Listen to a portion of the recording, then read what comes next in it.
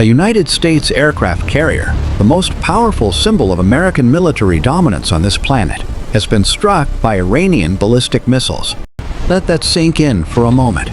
Not a drone, not a proxy militia firing rockets from a rooftop.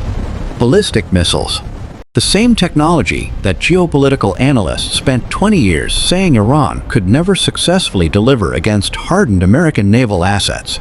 This isn't a skirmish. This isn't a headline you scroll past. This is the moment the entire post-Cold War security architecture, the one built on the assumption that American carriers are untouchable, just got stress-tested in the most violent way possible. Because here's what nobody is telling you on the evening news. This isn't just about Iran and America. This is about China watching, Russia watching, North Korea watching. Every adversarial power on Earth just received a live demonstration of what's possible when American deterrence gets called, and what happens next will define the next 50 years of global power.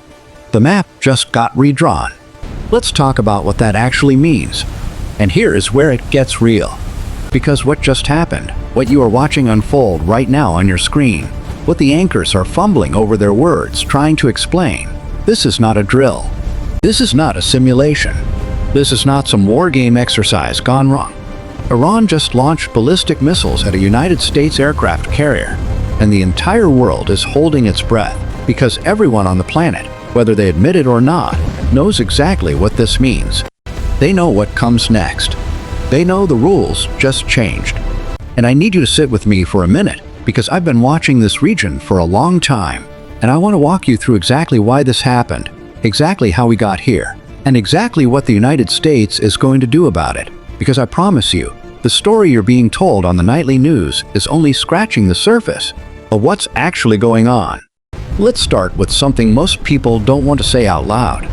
Iran didn't just wake up this morning and decide to take a swing at the most powerful navy in human history on a whim. That's not how the Islamic Republic operates. Everything Tehran does is calculated, layered, and embedded in a logic that goes back decades. They've been building toward this moment for years, quietly, methodically, through proxies in Yemen, through Hezbollah in Lebanon, through militias in Iraq, through every back channel and shadow network they could find. They've been probing, testing, watching how the United States responds or doesn't respond. And every time Washington hesitated, every time the response was measured and restrained, Iran filed that information away. They took notes. And somewhere along the way, someone in Tehran looked at the balance sheet and decided the cost of inaction was higher than the risk of action. That is the decision that led to today. Now I want you to think about what an aircraft carrier actually represents, because this matters enormously to understanding the gravity of what just happened. A carrier strike group is not just a ship. It is a floating city of military power. It carries fighter jets capable of striking targets hundreds of miles inland. It projects American will onto the geography of the world in a way that no other weapon system can. When the United States wants to send a message to a country, it doesn't write a strongly worded letter, it moves a carrier into the region. That has been the language of American power projection since the Second World War. So when Iran fires ballistic missiles at one of those carriers, they are not just attacking a piece of hardware. They are attacking the symbol, the statement, the entire architecture of American deterrence in the Middle East. They are saying, in the clearest possible terms, that they no longer fear the consequences of crossing that line. And that, right there, is the most dangerous sentence I have ever had to say on this channel. Because deterrence only works when the other side believes the threat is real. The moment they stop believing it, the whole system unravels. And Iran has been watching very carefully. They watched what happened after previous red lines were drawn and crossed. They watched how the world moved on. They calculated that America, exhausted from 2 decades of war in the region, bled dry by Iraq and Afghanistan, torn apart internally by political division, might hesitate. And hesitation, in the language of power, looks an awful lot like weakness. I am not saying America is weak. I am saying that Iran made a bet, and today, they placed that bet on the table with ballistic missiles. Let me tell you something about those missiles, because the technology here is part of the story. Iran has spent an extraordinary amount of time, money, and engineering talent developing its ballistic missile program. They know that their air force is outdated, that they cannot match American air power in a conventional fight. So they went underground, literally. They buried their missile systems in hardened tunnels. They developed solid fuel rockets that can be launched with very little preparation time. And they built an arsenal designed specifically to overwhelm the kind of defense systems that protect a carrier strike group. They weren't shooting blindly.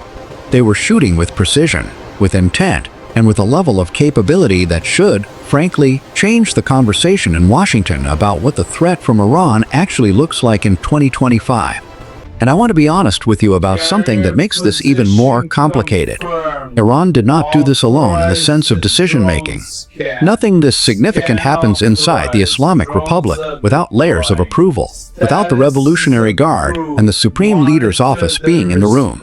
This was a state decision, a formal, deliberate, strategic choice made at the highest levels of the Iranian government, which means the response from Washington cannot be treated as if it were a response to a rogue actor or a miscalculation. This was policy. Iran's government, as a government, chose to attack an American carrier. The rules of engagement, the rules of international law, the rules of how nation-states respond to acts of war, all of that is now in place simultaneously, all at once. And the people in the Situation Room right now are dealing with a menu of options that none of them wanted to have to choose from. Here is what I think happens next, and I want to be transparent that this is analysis, not prophecy, but I've been doing this long enough to understand the logic of how these situations escalate. The United States will respond. There is no version of this where they don't. To not respond would be to dismantle the deterrent architecture that has kept a wider regional war from erupting for the past 40 years. The question is not whether America responds. The question is how, when, and at what scale. Do they strike Iranian missile infrastructure? Do they go after the Revolutionary Guard command structure? Do they target the naval assets Iran uses to threaten the Strait of Hormuz? Each of those options carries its own chain of consequences, its own second and third order effects that ripple out across the region and into the global economy in ways that are going to affect every single person watching this video. Because here is the thing about the Strait of Hormuz that nobody is talking about loudly enough right now. Roughly 20% of the world's oil supply passes through that narrow strip of water. If this conflict escalates, if Iran decides to close the strait as a pressure tactic, if mines get laid and tankers stop moving, the price of oil is going to move in ways that shake every economy on Earth. Your gas prices, your heating bills, the cost of everything that gets shipped anywhere, all of it runs on the assumption that that waterway stays open. The moment it doesn't, you are looking at an economic shock that dwarfs anything we've seen in recent memory. That's not fear-mongering. That's geography and economics doing exactly what they always do when humans decide to have a war in a bad location. And underneath all of this, quietly, watching from a distance with enormous interest, are China and Russia. Both of them have relationships with Tehran. Both of them have strategic reasons to want the United States pinned down in the Middle East. Neither of them is going to intervene to stop this. They're going to watch, and they're going to learn. And they're going to update their own calculations about American resolve and American capability in real time. This is not just a crisis in the Persian Gulf.